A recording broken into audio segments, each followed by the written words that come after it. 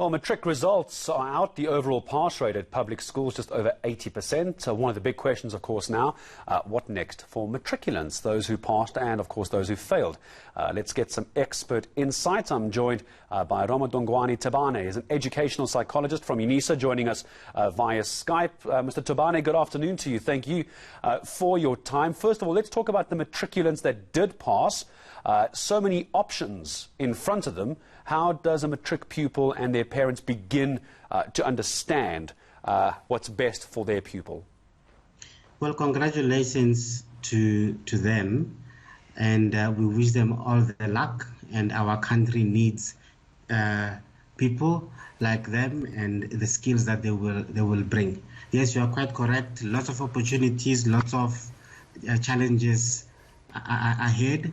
But for parents, please kindly support them. They have their own dreams, and it's very important for us as people, as parents, to understand what are their dreams, where do they want to go, what is that they want to study. If they are not clear, as you said it, educational psychology is the best place to go, but at this point in time, it's unfortunately a bit late, because we could have done assessments for them to check what is their potential, what is their interest, and what kind of careers they would like to follow. We're going to talk about the matriculants, Mr. Tabane, that didn't make it in a moment. But before we do that, lots of talk this time of year about this ongoing issue of the gap year. Is a gap year a good idea or a bad idea?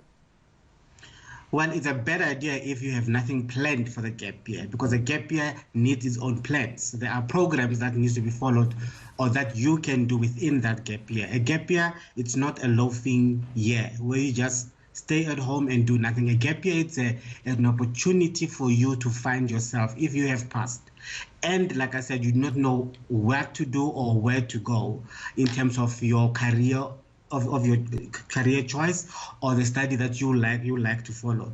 Then you can volunteer into any particular field that you are interested in, just to see if indeed this is me, this is what I want to do. Some take gap year to explore the continent. Some take the gap year to explore the world. There's nothing wrong with it. It's only a bad idea if you have nothing planned for the gap year. It's not a loafing year. And now let's talk about those parents and those pupils who are having to deal with the issue of perhaps not having passed matric at all, or perhaps haven't quite gotten the marks to go on to tertiary institutions of any kind. What do you tell parents and students in that case, when they were so close yet so far? You know what? Matric is an activity. It's done, it's dusted, it's gone. And now you have to plan your way forward. Yes, you might have not passed as you wished or as you wanted, or you did not make it.